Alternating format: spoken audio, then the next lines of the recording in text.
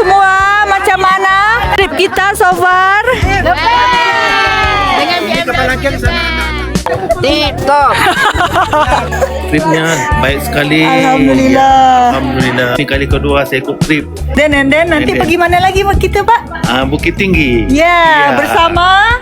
MW. Ya, terbaik. Makasih Bapak. Alhamdulillah, menyeronokkan. Ya. Akan terus bersama dengan BMW di masa akan datang. Kita pergi yang terdekat, Padang Bukit Tinggi, dan menyusul kemudian ke Yogyakarta.